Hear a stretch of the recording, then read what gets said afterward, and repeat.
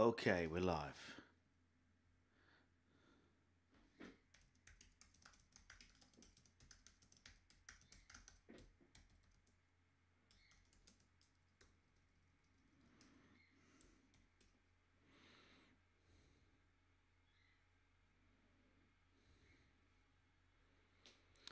All right, can you hear me? Oh my goodness me. This live chat update that they gave me last time has been very, very difficult to navigate through. All right.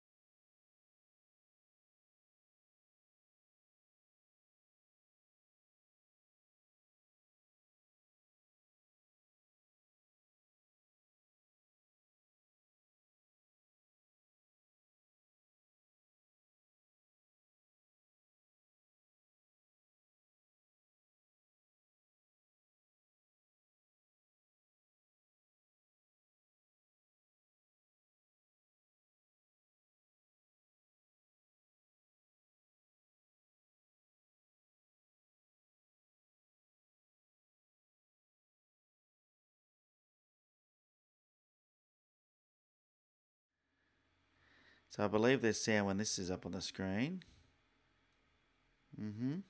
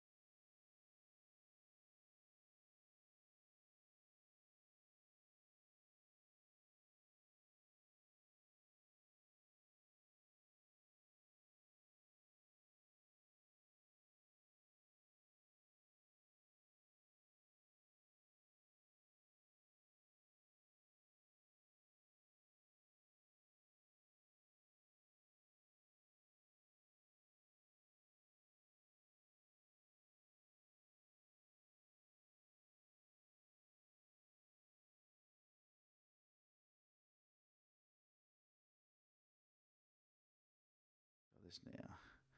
All right, let's try that. Let's see if we can get some sound going. That should be working. This should be working. Let's see. Can you hear me now? I tell you what, this is driving me nuts. Yes, hooray! Oh, what a morning. What a morning. You wouldn't believe it. I decided to set up early this morning because there was an update last night on the software once again. and I thought I would go through and I would do my best to make sure that everything was working, which I did. This morning I jumped in early thinking I'll just make sure. And of course, this morning I had all sorts of problems setting everything up once again. And I apologise, gang. They keep updating the software on me, and then I think they've just made some changes as to how it works. And it's challenged me. I've got to be honest with you. It's challenged me. So what we'll do is over the Christmas break, I'll have a couple of live sessions that'll just be test sort of sessions. It won't be a Pixel Chatter as such. It'll be a test session where we're just going to make sure I can get everything started without any delays and we get straight into it. But there you go. But we are live, which is good. Fantastic. All right. So this is the Christmas edition. As you can see, I had to quickly make another live stream. So you'll see this. I don't think there's any notes in the description of this video or anything because I had to quickly launch a brand new live stream to get this up and running. But here we are, which is good. All right, so this is the special Christmas edition, the final Pixel Chatter for the year. This is Pixel Chatter number 24. And I want to start off by just giving a huge shout out to all the Patreons who have supported me since I launched that in, I think it was August that I launched that. This channel has gone from strength to strength this year, and it wouldn't be without you, so I want to say thanks. Along with all the other viewers as well. Like we've gone from 2,000 subscribers, I think it was about 1,800 subscribers in, maybe it was April or March, to now over 9,000 subscribers. And while subscriber count doesn't really mean much on YouTube, I mean, it's some indication. What is a good indication for me as to the success of what's going on is the relationships that I've built with so many of you over this time. The community that we've built. I know that some of you have even gone out and done shoots together, and you know you're liking each other's Facebook pages and everything. And that's to me is the biggest, the biggest impact this has is that, and is the best feedback I can get is the fact that all of that's happening. It's pretty cool when you think about it. So thank you for the year. And 2018, I've got some more things planned, including getting this live stream thing really nutted out so I don't have these issues. But even this camera, which is what I was saying at the beginning, gave me nothing but grief. I think the autofocus mechanism in it has gone or doesn't like working with the iMac because it was just clicking away against its limits this morning. But thank you, and if you, whilst I've got you and you can hear me, I want to say, make sure you have a very Merry Christmas and a very, Happy New Year. Make sure you stay safe, and look after your family through the period. Make sure you take some time out. All right. So let me jump in the chat box and see where we picked up after we got sound. Yep, hear me now. Good stuff. All righty. Lots of yays, yays, yays. Yep, excellent. Sweet. We have sound. Awesome. Gotta love new tech, says Rob. Yeah, I'll tell you what. I up until what happened was there was a new release of this Ycast software that I use, and they were buggers. You couldn't just upgrade the one you had. You actually had to buy a new version, and it meant that the old version, there was problems with it. I had to just cancel. I don't know if you guys remember. One day I just couldn't get it going, so I had to just not do a Pixel Chatter. And then I had to buy this new software, which isn't cheap. And then, I've had nothing but trouble. And there must have been a bug with it, because they brought out a second release straight away. And it wasn't an upgrade. It was you had to delete the old one off and put the new one on, which I did last night. And all sorts of trouble. So there you go. Alrighty, it's got to love new tech, that's for sure. No problem. G'day, Dennis. How are you, mate? Welcome to Pixel Chatter. We've got one of your images to critique today, Dennis. So looking forward to that. Chris, Merry Christmas to you. Thank you. And the boss, yes, I'll let the boss know. Anthony, lots of thumbs up. Thank you. Bala, good day. Dennis is from Birmingham, Alabama, USA. I thought Birmingham was in the UK. There you go. We share their names. It's always sunny and warm, except when it's not. Snowstorm. We have a snowstorm, 5 inches. No power, running wireless of a battery backup to tune in. Thanks, Dennis. Appreciate it. Hey, Dave's Tattoo. Dave's back on board after the move. Hopefully Townsville's treating you well. It's a warm time of year to be moving up there. I'm pretty sure you said you were going to Townsville. So, yes. Alrighty. Is it the same software most live streams are using? Yes, John. I would say so. Well, there's two options. You can use a free version, which is quite difficult to use, and it's an open source thing. You need to be willing to sit and work it all out. Or you can use this product, which is called Ycast, which is supposed to be really simple. And I think it is really simple, but I think the problem is because I had a previous install and I'm using a saved broadcast, it's hard to explain, but what we have is, in fact, I'll show you. Okay, I'm gonna pull back the curtains. I'm just going to put this image up because I'm going to move this camera. Actually, no, I'll use this camera over here. I'll show you what I use, just so you can see, because it's kind of interesting, this behind the scenes look, right?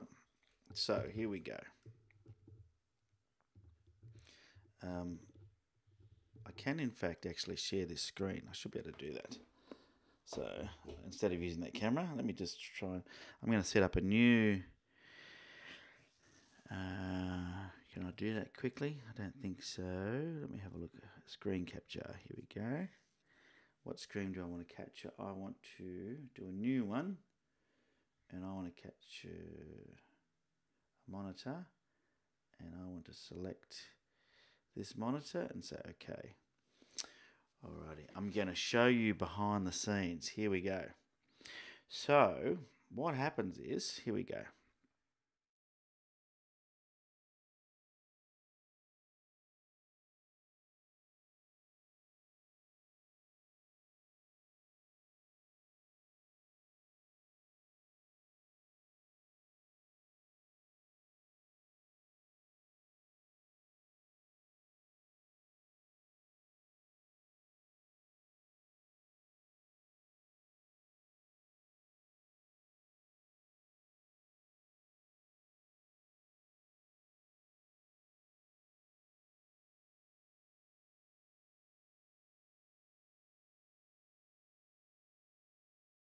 This is the behind the scenes look. You lost the audio then, of course you did, because I put that up without the audio. So let me do that again. Let's try that again. Now you should have audio now. I wish it gave me a warning when there was no audio. But there you go. So you'll see here, this is the live area. Okay, so this is the stuff that comes out live up here. This over here is the shot that I've got lined up. So I can switch this button here and it puts me over here. I can switch it back, but it lets me see what shot's coming up. I've got my chat here on the right, as you can see. All of these shots down here are the main screen, and then this up here, it's like layering in Photoshop. So this is a layer up here. So I can select a layer like this. So I've just selected a layer. I'll get rid of that little screen there. And then when I bring this over, it actually puts this on as a layer. And then I can remove that layer by just selecting another shot like this and flipping it over like that.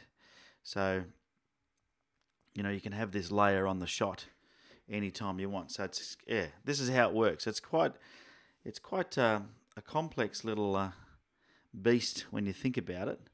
But that gives you an insight into how I run the show in the background. So not only am I, you know, doing all these other things, but I'm also running you through. I'm actually having to operate all that live streaming stuff. All right, let's go back to the live video here. Did you find that different? Exciting? I don't know. Anyway, here we go. The Pixel Chatter Cup. I should move that back across. I've moved it over too far. Here we go. I've got my AC/DC shirt on today. When I was 13, the very first rock concert I went to was an AC/DC rock concert in Sydney. That was some 32 years ago now, or 31 years ago, nearly 32 years ago. It was on my 13th birthday. And yeah, it's interesting to watch these guys. I don't know if from those around the world would have got the news, I'm sure, because AC/DC is a pretty big band. But Malcolm Young now passing away as well. They're certainly getting old. All right. Let's get stuck into today's show. All right, before we do get started, I wanted to remind you that the Tassie workshop that I've got coming up in May, Brian has now moved to the second week. I believe, Brian, you might correct me if I'm wrong. So that means that we have 5 on 3 legs of the On Three Legs crew, and we have, I think, one of non-On Three Legs crew in the second week that I'm in May. There's 2 spots left, so maybe there's 5. There's 2 people that are not on 3 legs, and I think there's one. I'm not sure about. There's another one gone, but I think there's 2 spots left.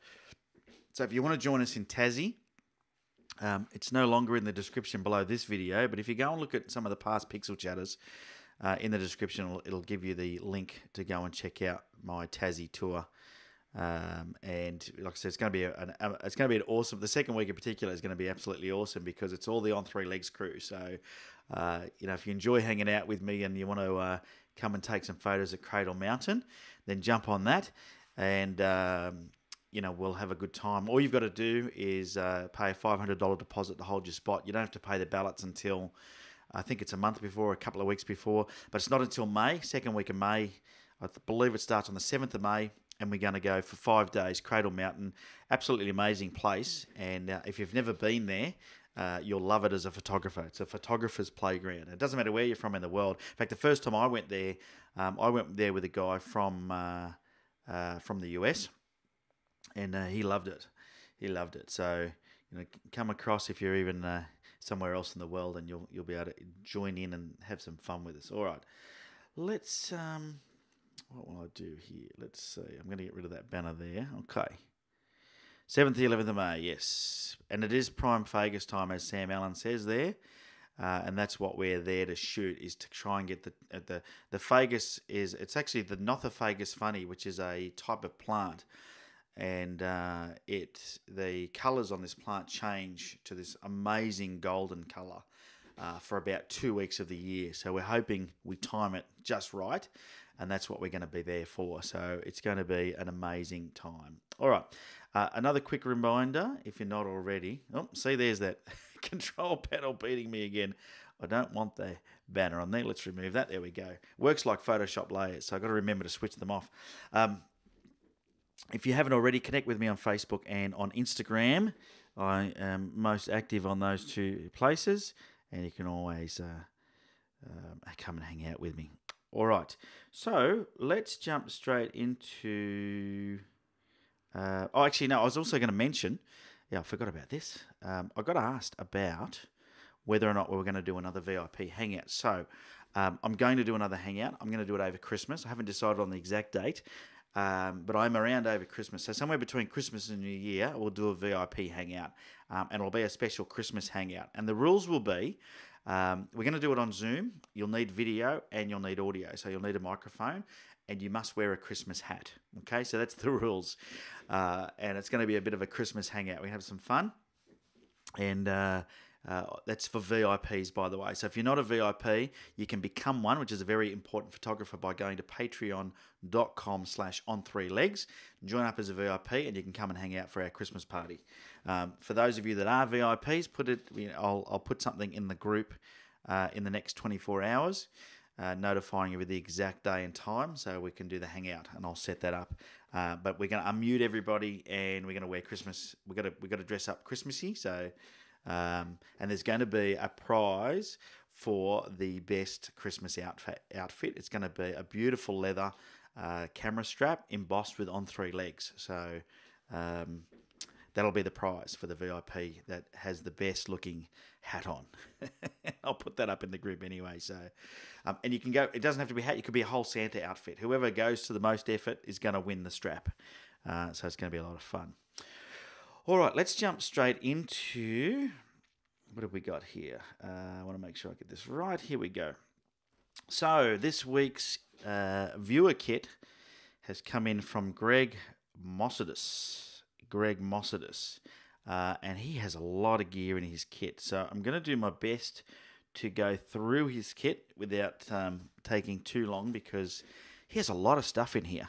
I just want to make sure I've got my audio working. I worry about my audio now. You should be able to hear me. Okay. So he says he's a freelance pro photographer from 87 to 98. So you can see some pretty old, a couple of older lenses there. So that makes sense. Shot over 24 magazine covers, articles in Australian photography, worked with ad agencies, corporations, glamour photography, had a studio at Chippendale in Sydney and later in Surrey Hills. In the film days, shot a lot of medium format, Mamiyas and Hasselblads, which I had a Hasselblad X-Pan for a while. That was kind of cool. Now, what's in the bag? A lot of stuff. A lot of stuff. He's using a Manfrotto tripod, which is not shown, but it's a heavy beast. He's a Manfrotto 058. And then you can see that he's got... did I pronounce your surname right, by the way, Greg? Mosidis? Hopefully that's right. Camera that he uses, Nikon D7100, Nikon D3400 for the boss. 24 megapixel camera.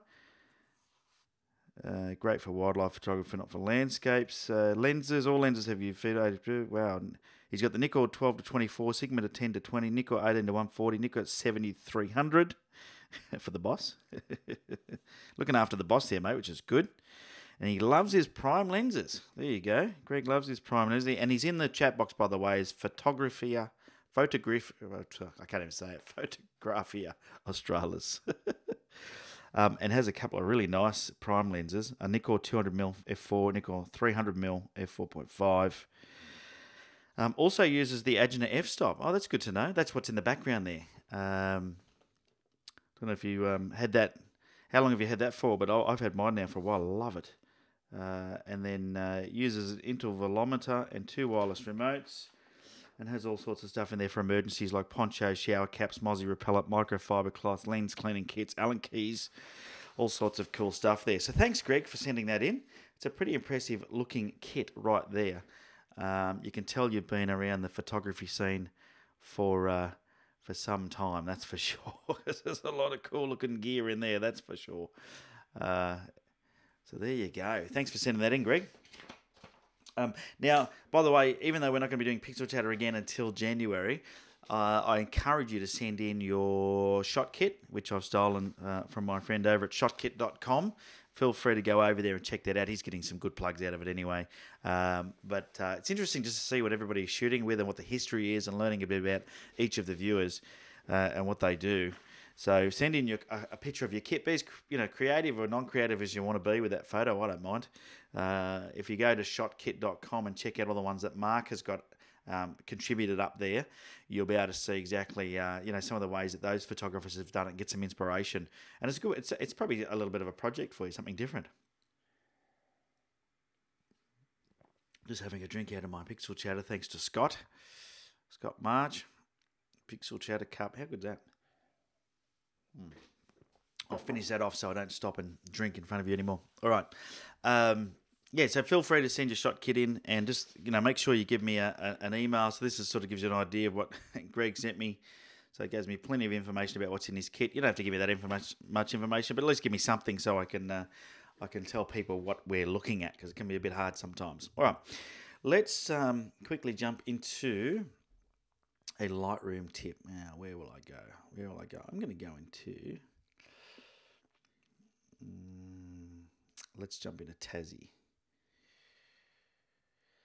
Brian wants to know when he can buy a mug. I don't know. I have to ask Scott. Scott, if you're listening, can you take orders? Is there a chance to make some... he can be the merchandiser for On Three Legs. All right. Let me just make sure that this is going to have audio, because I don't want to lose audio again. Yes, that looks like it's going to have audio. So let's flick that over. So we're now looking at my Lightroom. I'm going to give you the Lightroom tip of the week. Lightroom tip of the week. So one of the things I love doing is jumping around things pretty quickly and efficiently. So I always look for ways to be more efficient. So if I'm in the library and I want to work on a photo, typically I don't typically use my mouse as such. I use my Wacom tablet. So I've learned a lot of keyboard shortcuts, and a lot of these aren't obvious.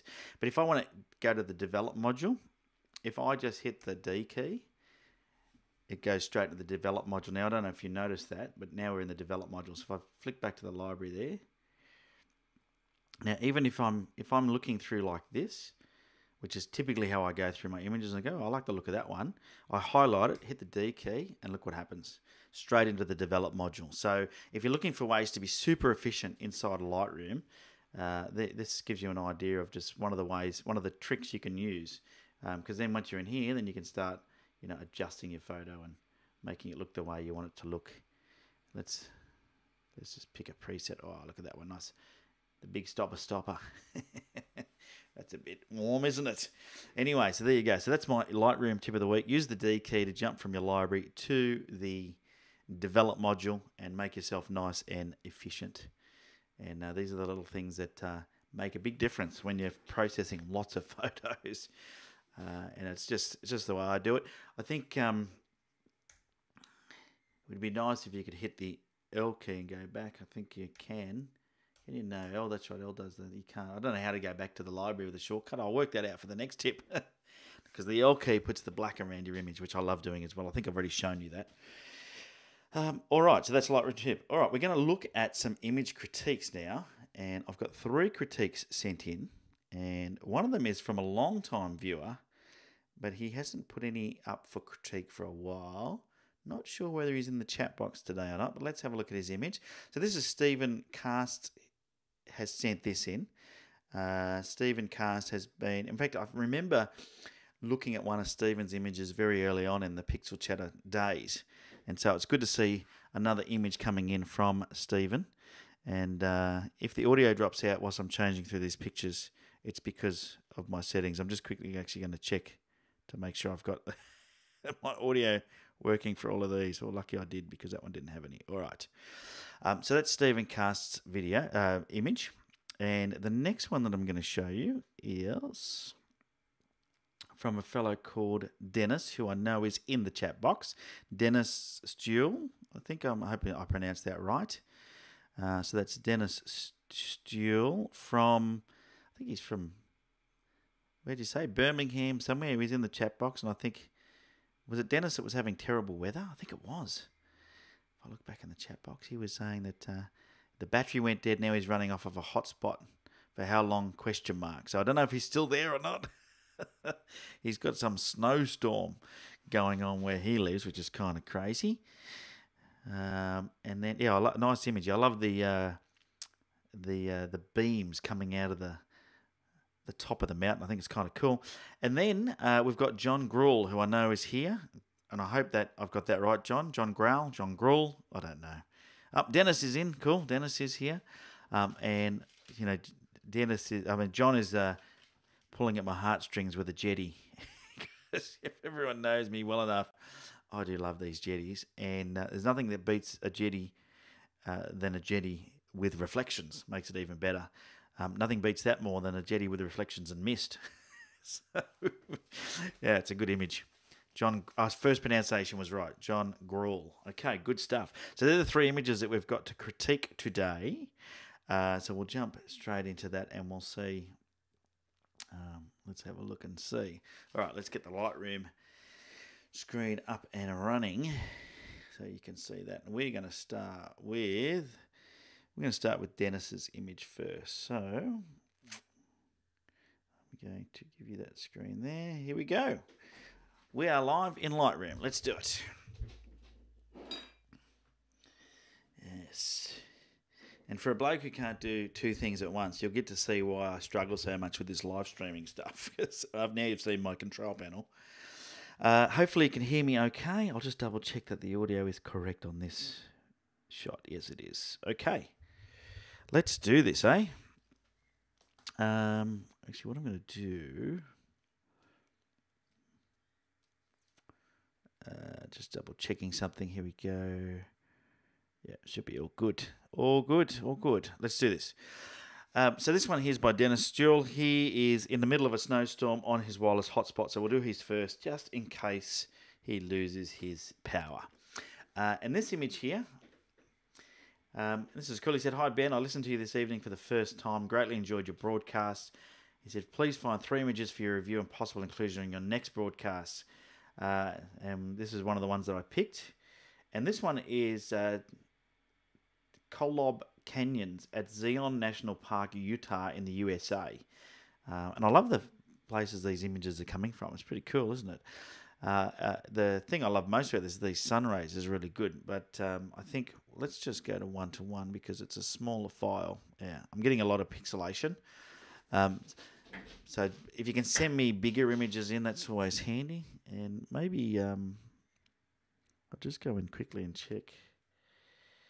Yeah, okay, cool. But it's okay. We'll work on this one. We'll won't be able to do too much editing because of the file size.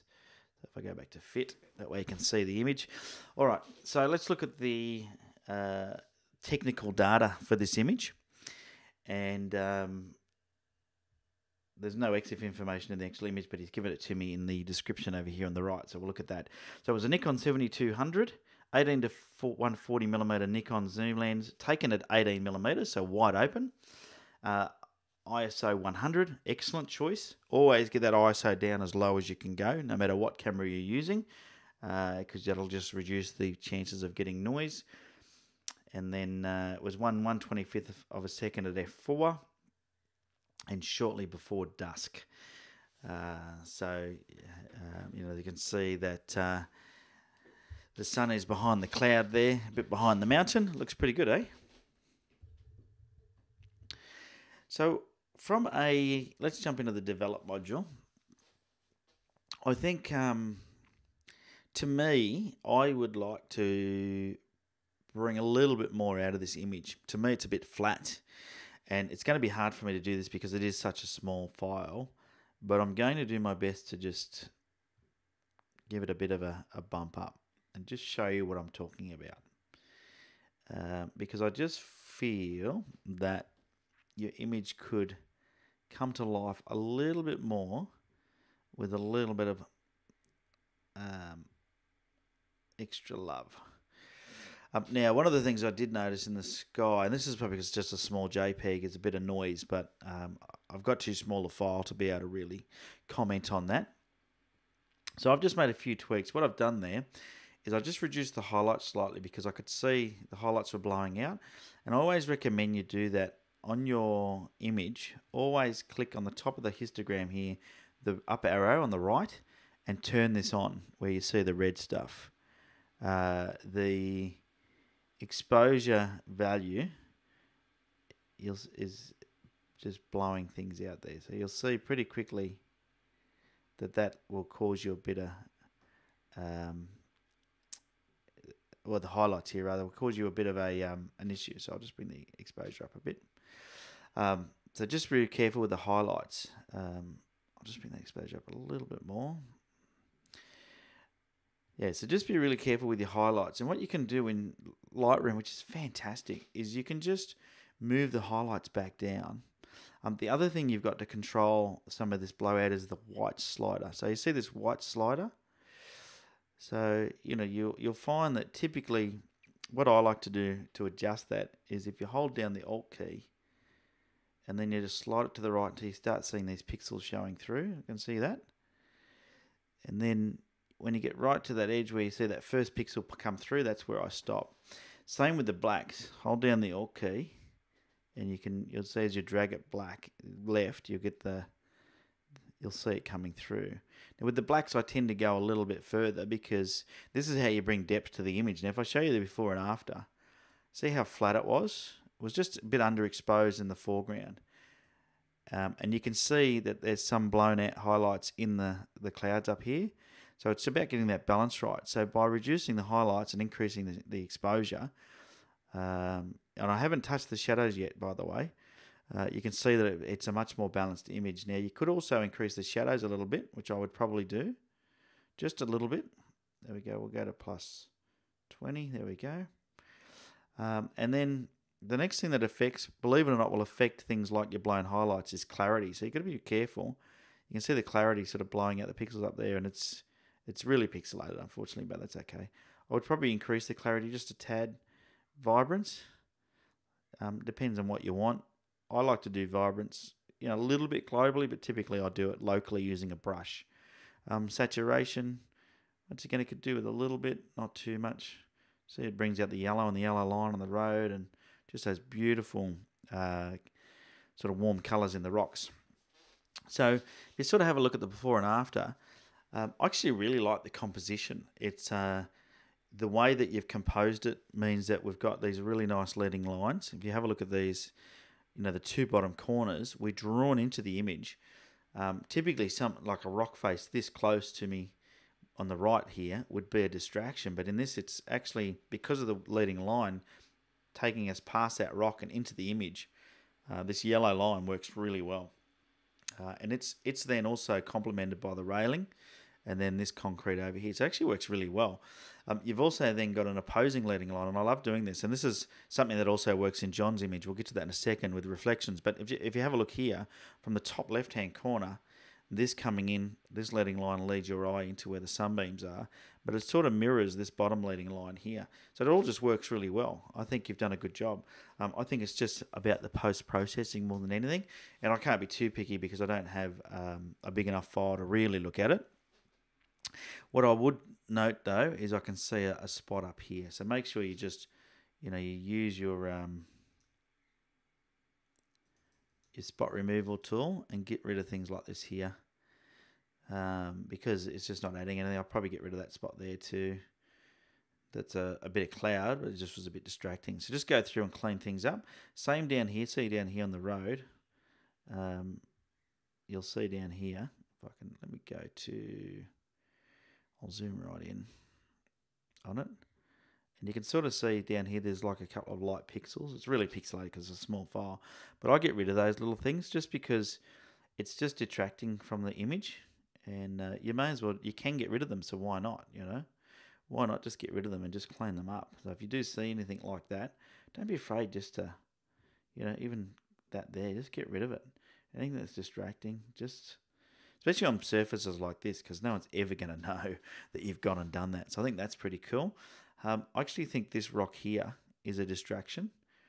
It's my eye keeps looking at it. So they're the sort of things that I just do that with, right? And just fill it with foliage. Once again, no one's ever going to know. And you'll see, I'll show you the difference before and after. Okay, so if you have a look, see that big white splotch in the middle? It's a rock, but it just looks like a smudge on the page. So for me, I just like to get rid of those things and move them out of the way. And that's, that's being fussy, but yeah, I like it. I think good job, Dennis. Hopefully you're still there. But it's a really nice image. I think you've done a good job there, mate. And you should be happy with that. What does everybody else think about Dennis's image? There's the before and the after. Here we go. That's before, as you can see, and then the after. Before and the after. Now, if I had a better file, by the way, what I would probably do, and I'll do this, let's see how it works actually. I'm going to use a brush on 100 for clarity, and I'm gonna use it on the foreground road here. And I'm going to just put a bit of clarity on the roadway, because that's where the leading line is. And just, let's have a look and see what that does. And I'm also going to do it on these rocks here.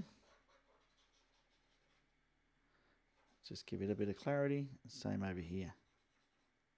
Just to make them stand out a bit more. So I think they're beautiful. There we go. Let's see how that looks. So let's do a before and after comparison. So before and after. Before and after. Pretty cool, huh? Pretty cool.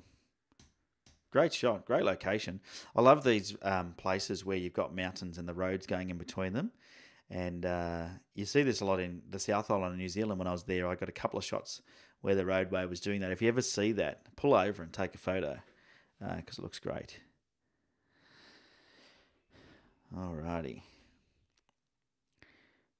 Yeah, lovely play of line, says Joris. I agree. Absolutely amazing. John says, good shot, Dennis. Did you see the sky and then decide to stop? Or had you chosen it already? And then you had good luck with the sky. So it'd be interesting to hear. Dennis is obviously having some issues with his connection. He's in the middle of a snowstorm. So we'll be patient with you, Dennis, making sure that you can you're connected. Alrighty. Let's have a look at the next one we've got. So that was Dennis's. Let me jump back into my library. Three great images, by the way, today. I love the quality that's coming in. You guys are doing a great job of taking images. So the next one we've got is from Stephen Cast. And as I said, Stephen Cast has been a long-time viewer, follower and supporter. So it was great to see Stephen sending in another image. This one here, he said, it's been a while since I sent in any images. He said, here are three sorry no peers. That's okay. You don't have to give me peers all the time, although I do love them. This one is a HDR of a log in the waves this morning, 5 exposures, 24mm on a Canon 80D, ISO 100. Now, Stephen is in New Zealand. He lives on the east coast, I believe, of New Zealand somewhere, from memory. And if you're in the chat box, Stephen, you can speak up. I don't think he's in here this morning. Haven't seen him, no. But he sent in a few images, and quite a lot of his images have logs and things in them because of where he lives. I think he's very close to this area. And so this was a HDR image. And let's just have a look at the technical details, and then we'll get into having a bit more of a look at the actual composition and everything, because I think there's a few things we can do. Technically, ISO 100, 24mm, f6.3, and I can't look at the shutter speed being a HDR. There was many different shutter speeds. It's probably 3 exposures being combined together. He's using Canon 80D with a 10 to 24mm lens on it. Yeah, nice log. Lots of good detail. If I just go to, once again, it's a smallish file. So, why am I getting such small files? Hang on one tick. I'm just going to see if I can get a bigger file out of this. Or is this what I'm being sent? 1280. Because, yeah, that's the size I'm being sent. Okay. I was just checking that it wasn't something happening to me as I was bringing it out of. It's got John's name on that. Sorry, John. Yeah, I was just checking because I've got some images that are smaller and some that are bigger. How big is yours, John? You're saying yours is big? Yeah, look at that. I can tell straight away that is a huge image. Yes. All right. Oh, I love that jetty. We'll get to that in a second. Okay, let's just jump back to Stephen's image. All right. Yeah, just try, gang, if you can, send me a bigger file, because it does mean that it's harder for me to look at it technically, because it becomes pixelated, but that's okay. All right, so this was, as I said, ISO 100 at 24mm. For me, the composition is a little bit out, and I think there's a couple of things here going on for me. It looks like there's a rock or a log in the background here, and it's very easy when you compose your shot, because of a thing called parallax, right? When you move, if in this instance here, if you raise the camera slightly and you move slightly to the left, okay, I want you to visualize yourself doing that, moving your entire tripod. This thing in the background would have separated from this in the front, and it sort of looks like it has the same sort of shape. So by moving a bit to the left, it would then lie separated here, and you'd have this beautiful wet reflective line of wet sand separating the two objects. As we're here, what's happening is the two objects are blending together.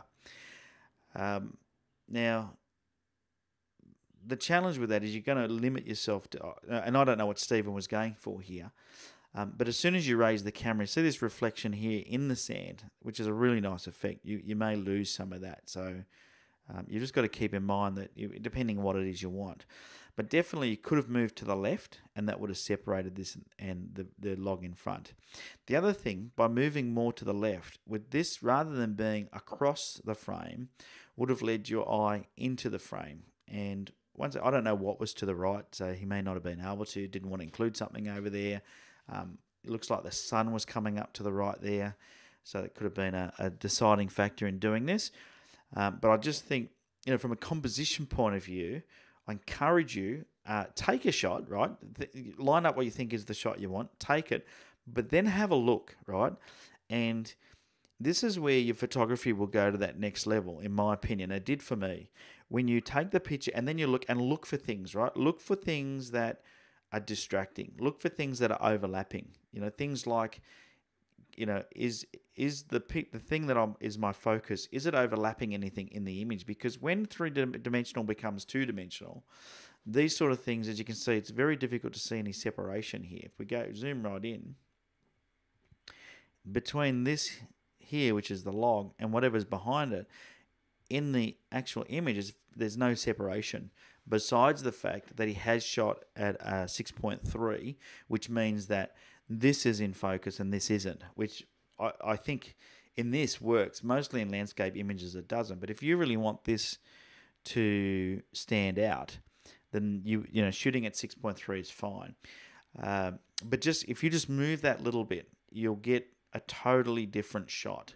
And I encourage you, when I'm out doing shoots, I see photographers moving around all over the place with no rhyme or reason, just taking lots of shots, not of the same subject, right? They're just trying to get as many as they can.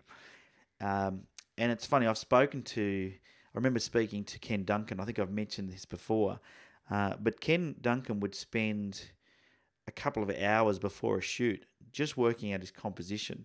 And apparently during that time, you couldn't talk to him. He would just be in his own zone. I believe he had maybe music on, some headphones, or I think he would play music in his headphones. I can't remember if that was him that said that, but I'm pretty sure it is.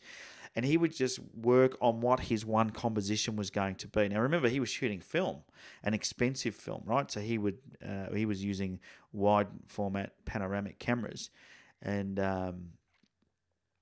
or medium format, I think they were panoramic cameras. And so he had to get it right. And then he would bracket his shots so he made sure he got the exposure. And I really believe that as a photographer, the difference between good and great is just that little bit of extra time invested in thinking through what it is you're about to take and what you've taken. And being, not just looking at the image, but actually looking at what makes the image. So, look at all the different aspects. Ask yourself, what is my focus in this image? So in this image, for example, the focus is this log, but I actually think it gets a little bit lost with this composition. Now, from a development point of view, if I just quickly make a couple more changes, I would drop the highlights down. And I know this is HDR, probably didn't need to be HDR either. And I would say that use HDR sparingly. And this is coming from someone that loves HDR, right?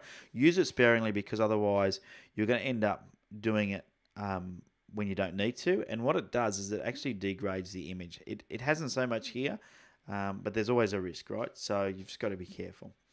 Now, I would suggest with something like this, the sky's a bit boring and the log is my hero, right? So let's go for a bit of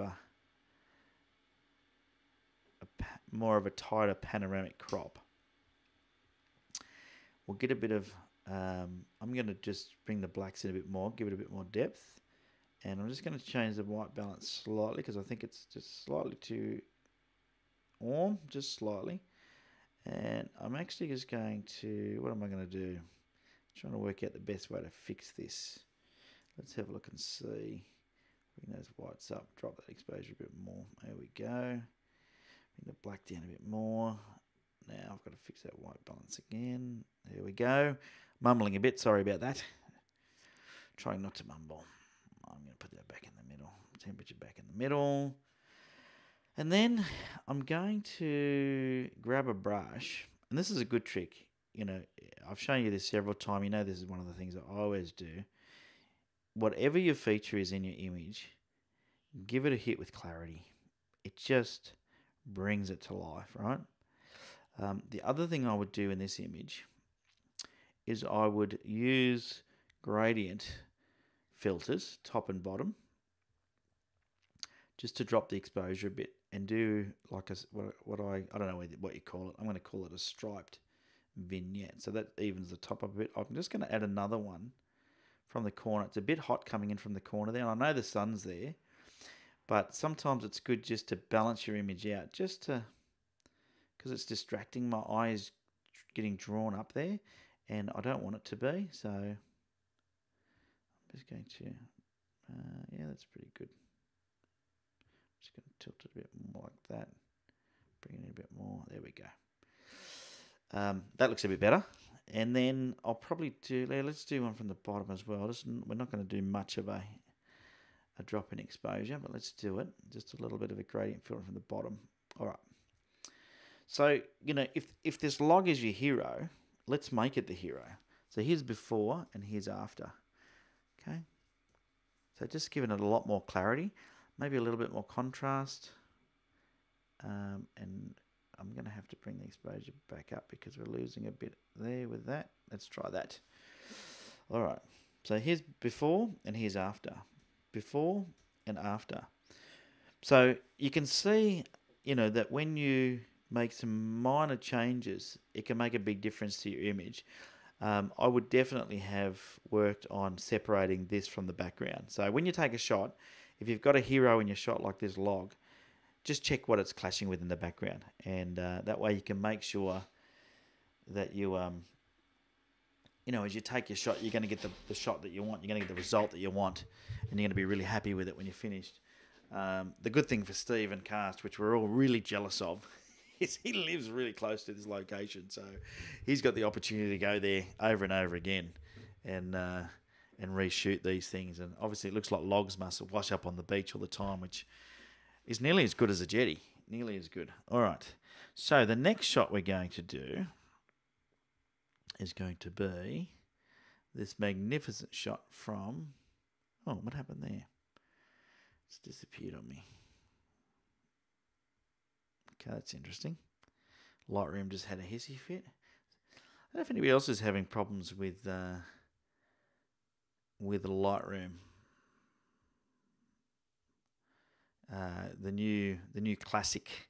I'm having a few issues here and there with it. Alrighty. So let's jump straight into this. This one here, as I said before, is you know, I really like a jetty. So you're always going to get bonus points when you send in a jetty. This jetty, though, has a few other things going for it, which I think are pretty cool. And that is, just get rid of all that stuff. And that is the reflections in the water are awesome, and so is the mist. And I won't read out everything that John's put in here, but John's in the chat box if you've got any questions, because he's available. You can have a look in the. He can answer any questions. So he's saying it's not a jetty, but close enough. Yeah, I'm going to go with that as well. Close enough to a jetty. So let's have a look at where it was taken and how it was taken. So it was taken in, so it's a dock on a long pond. So it's not a jetty, it's a dock. We'll call it a jetty. It's just a bit shorter. It was sunrise, taken with a Fuji X-T2 with the 16 to 55mm lens. Now I want to, this is a great example of the quality that come out of those Fujis, because this is a really nice file. And John sent me a good size image here, 4000 by 6000. But these Fujis, the X-T2, I've got the X-T1, but I think I might have to go and get the X-T2 because this image quality is nice. It's really good.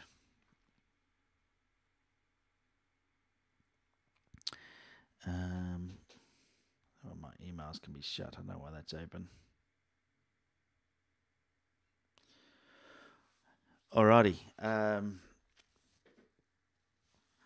Shot was taken a few weeks ago in Acadia National Park in Maine. He said his wife and himself went up there on a camping trip and to photograph the fall colours, but we were a bit late for the colour, which was super early and a bit underwhelming this year in the USA. And I could imagine that if all of these trees were, you know, those fall colours, it would be nice. And if you're not in the USA, fall is autumn. A beautiful shot, beautiful shot. And I won't read it all. There's a lot of notes here from John explaining the shot. But he does say that he decided to put the horizon along the centre line. So we'll talk about that. He said, when composing this shot, I decided to put the horizon along the centre line and use the dock as a strong central element with lines leading into the middle of the picture and the scene. You wanted the viewer to feel the urge to run down the dock and jump off the end. I don't feel like doing that. I feel like I'm there though. I feel like I'm standing on it, and that's a really good result. Let's just jump into the develop module and have a look at what we could have changed. Now I know you wanted the horizon in the center, but I'm going to just make a quick change because I think that cropped like that, it's a stronger image, and it just works a little bit better for whatever reason. I'll just undo the crop so you can see. So here, it's a big image, right? There's a lot of sky there, and the sky doesn't have a lot going on. There's a little bit of color up there, but I believe the strength in this image is the dock and the tree lining with the reflections in the water. And I feel like this detracts from me really seeing that. So I'm going to put the horizon on this rule of thirds, these top lines here, like this. Now what that does is if we put the rule of thirds across the top, is it puts the jetty front and center in between these two intersections here. And to me, that just looks really nice. I don't know if we can just transform it. The jetty is slightly leaning to the left.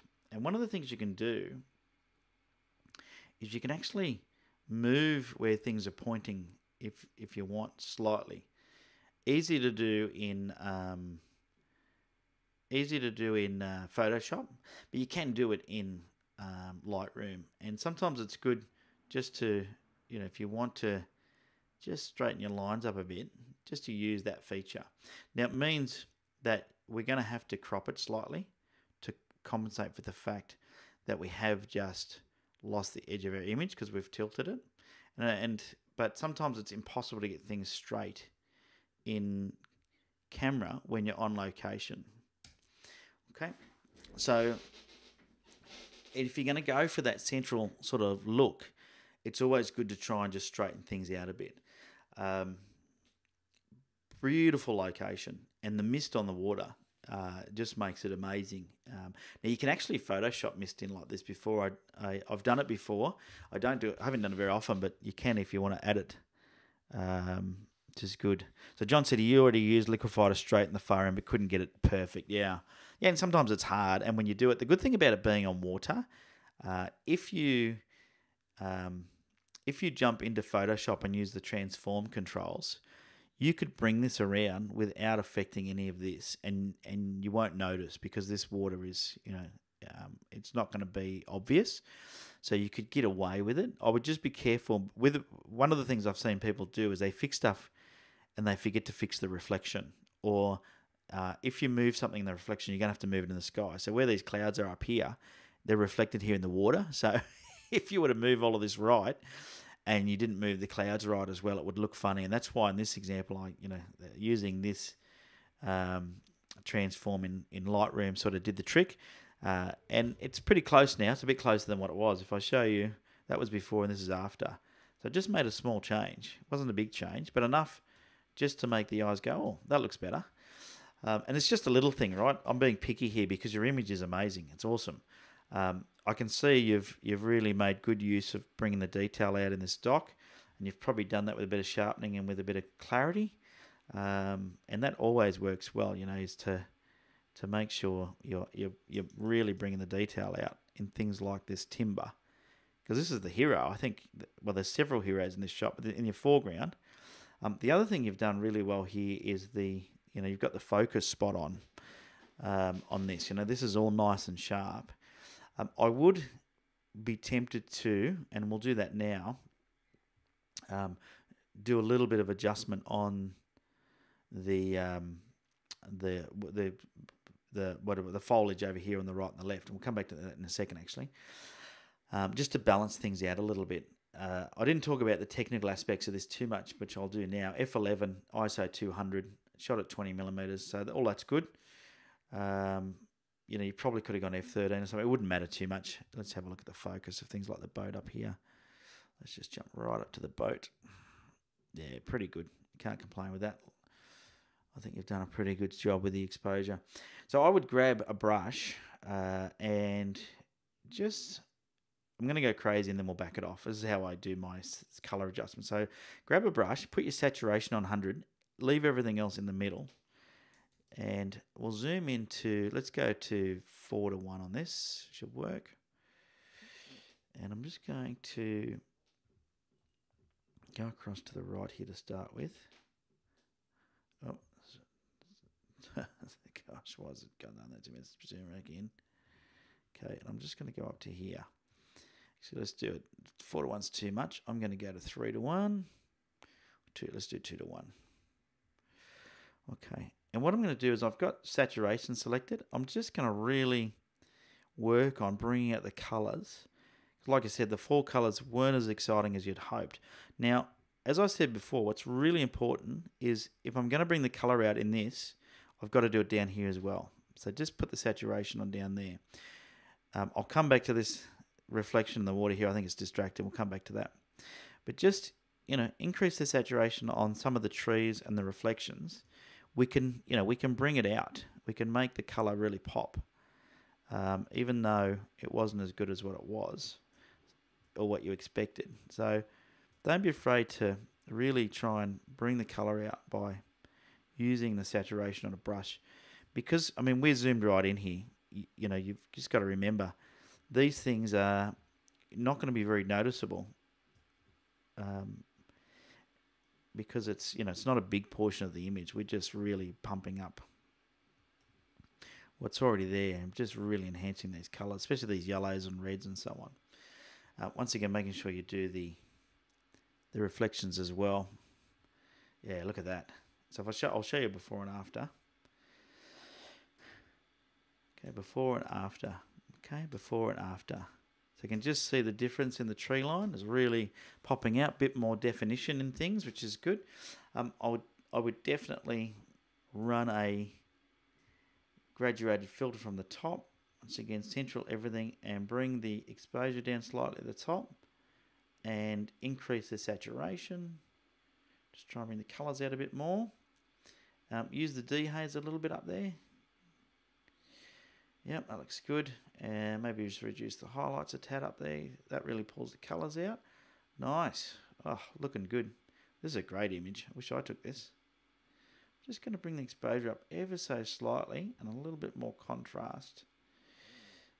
Not too much. And then let's adjust these whites and blacks just a tad.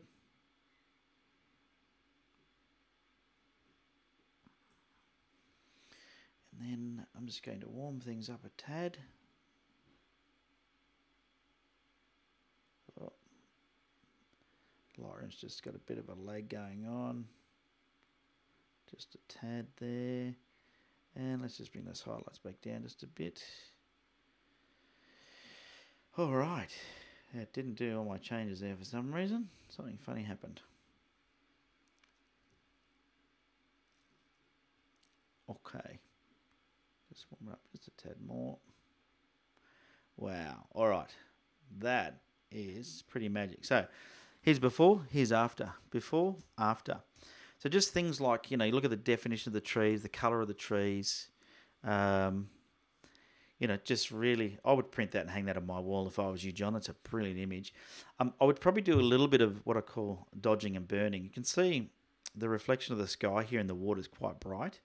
And one of the things you can do, which works really well, is these radial filters. And you can just sort of drag a radial filter over that, like so. And just drop the exposure down until you're sort of happy with it. And that's a bit extreme, isn't it? We'll fix that in a second. I'm just going to rotate it across that line. And radial filters are really good for this type of thing. So let's do that. Let's feather it out a bit more. So just waiting for Lightroom to catch up. You know what? And I'll show you. I changed it. My Mac, I had 8 gigabytes of memory. I've put 32 gigabytes of super fast memory in there in the RAM because this happens all the time and it's still happening, struggling a bit. So I don't want to decrease it too much because it's obvious. But if you just have a look, it's pretty bright there. So I'm just going to bring it down just a tad.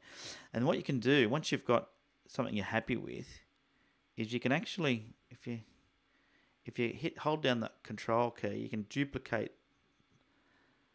what you've just done, and you can drag it over here, and then we can use it on this side as well, and that way we've got, and this is like dodging and burning in the old days.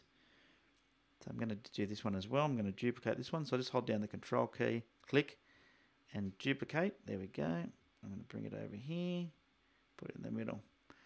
Just bring that down a bit. Alrighty. All right, let's have a look now. So this is before and after. Before and after. I think I'm done there. What a great image, mate. Fantastic image, John. I think you should be proud of that one. Yeah. Brian uses 64 gig of memory. Yeah, well, I was told the maximum you can put in this is 32. So I thought going from 8 to 32 would be good. All right. So, just love this image. Look at that. So, before, after. Okay, before and after. You can see how, you know, we've brought out the definition of the mist. We've got rid of the harshness of the highlights. Bit of colour in the sky. Look at these trees over on the right. The difference in the way they pop out after that. You know, getting in there locally with a brush and increasing the clarity and the saturation. Same over here. You'll see there's a few over here. Is a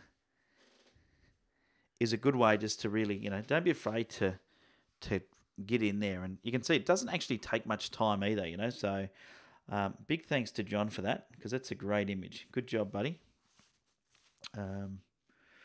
That's a great image. So that's what we started with, and this is where we've ended. So I'll just do that again over here. So started with this. Finish with this one. There we go.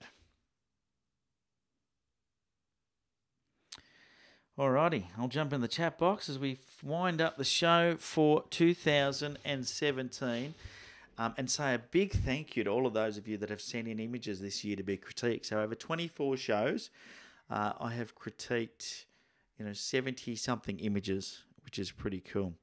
Now, I can see a bit of conversation going on in there.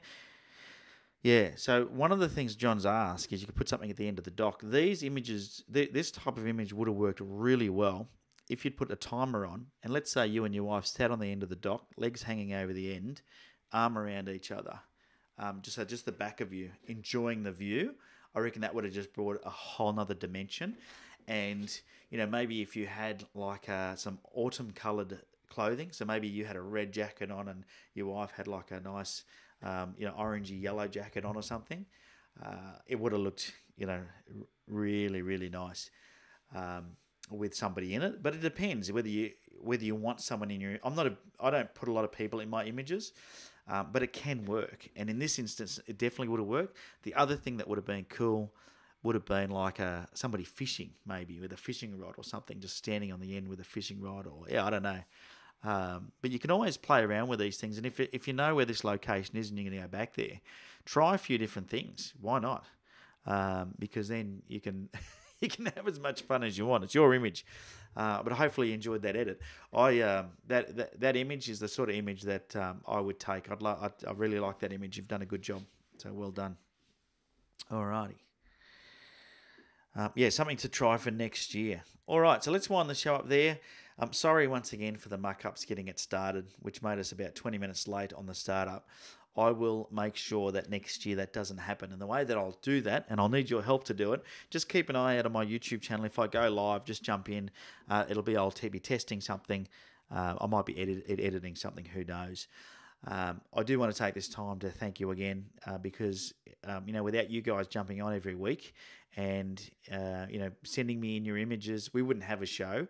And when I started this, I actually did this, Rob Roy, who I don't think is in the chat today, but Rob Roy who started Pixel Chatter. He sent me an image and he said, "Could you critique my images?" And I thought, what a great way to share some knowledge and to help each other, to do it live. And I had no idea, you know, how it would work out. But, you look at these live shows, they actually get quite a lot of views and a lot of thumbs up from the viewers. Now, I know it's not for everybody. Some people don't like the longer, chitty-chatty live broadcasts. Funnily enough, I don't typically like the live shows myself. There's a couple that I watch, but I don't like. There's some I don't like. So, I get it when people say that, and mostly because I don't want to sit there for an hour watching one thing, which is funny, isn't it? Unless it's educational, I'll sit there all day long and watch a YouTube video that teaches me something, and I think that's what we do here. So it makes it a bit different. So I want to thank you for tuning in each and every week and for sending in your images. I hope you have a really fantastic Christmas with your family. And I know for some people, Christmas is about getting together with the family. It can be sad for some people because not everyone from their family is there anymore. But I always say celebrate the life they had. So if someone close to you, went this year, then use this opportunity to celebrate, who they were and how they played a part in your life.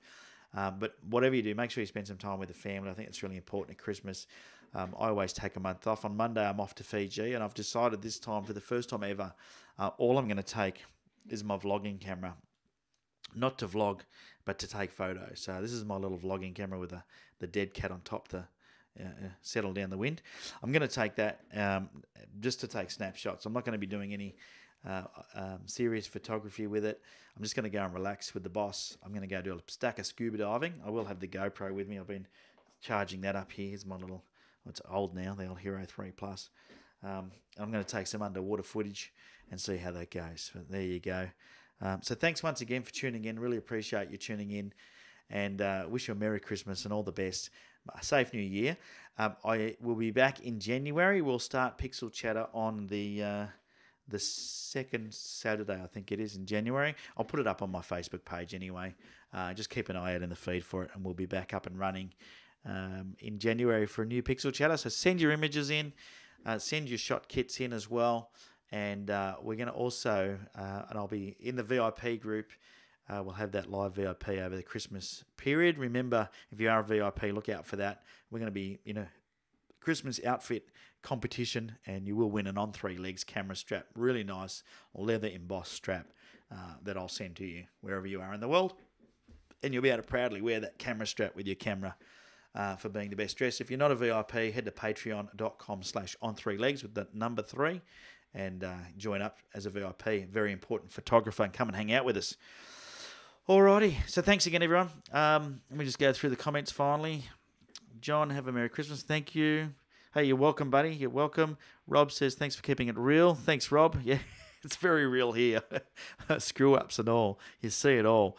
I wish I was better at what I do, but there you go. I'm improving with this live streaming stuff, but I've still got a way to go.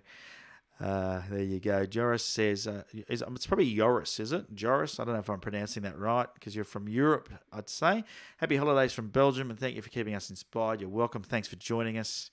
Anthony, 10-minute limit for vlogs, yeah.